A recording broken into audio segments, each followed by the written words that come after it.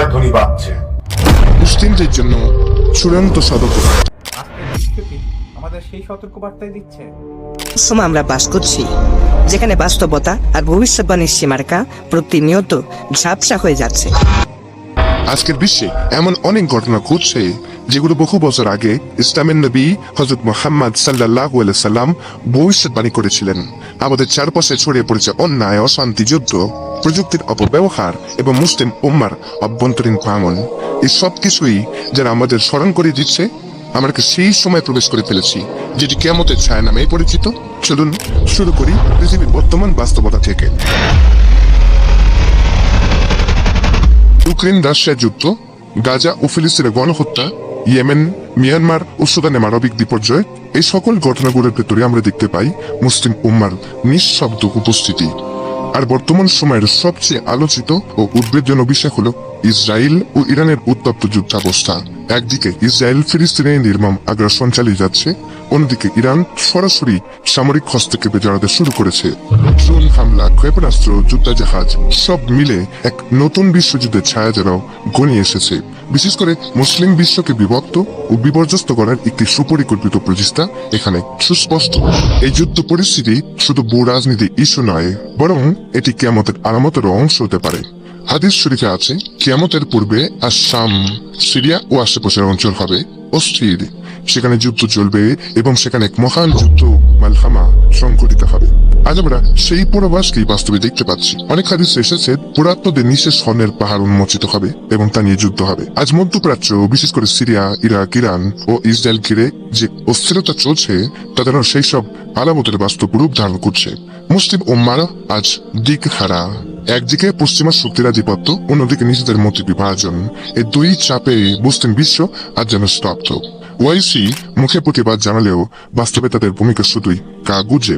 অথচ আল্লাহ তাআলা কোরআনে বলছেন, তোমরা একে অপরের ভাই, দিনের দৃষ্টিতে তোমরা এক উম্মাহ। কিন্তু বাস্তবে কি দেখা যায়? সৌদি, ইরান, তুরস্ক, পাকিস্তান সবাই আলাদা আলাদা পথে চলছে। কোনো একক সিদ্ধান্ত নেই, কোনো সমন্বয় নেই।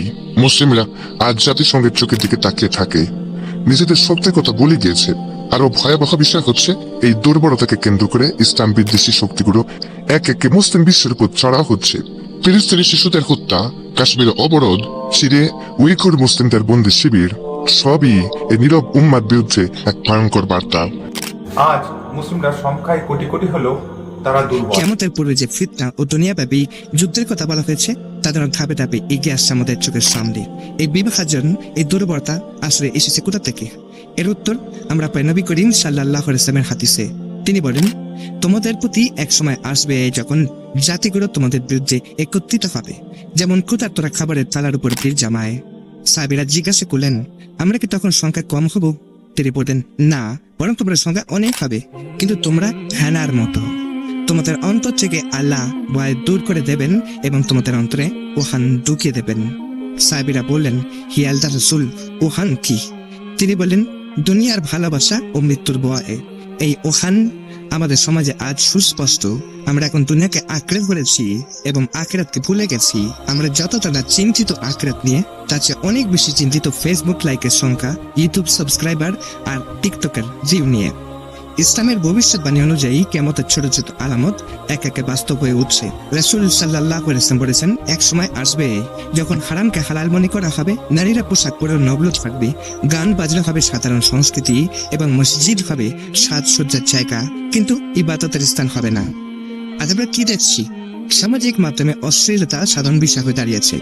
মুসলিম তরুণ তরুণীরা নিজেদের জীবন আদর্শ বানাচ্ছে এমন মানুষদের যারা ইসলাম বিরোধী, চরিত্রহীন এবং ধর্মহীন। ফ্যাশনের নামে চলছে শরীর প্রদর্শনের প্রতিযোগিতা। আমাদের সন্তানরা জানে না ঈসা আলাইহিস সালাম কে ছিলেন, কিন্তু জানে কে সবচেয়ে বিখ্যাত গেমার, ইউটিউবার কিংবা অভিনেতা। কিয়ামতের আরেকটি বড় আলামত হলো ইলমের উঠিয়ে দেওয়া।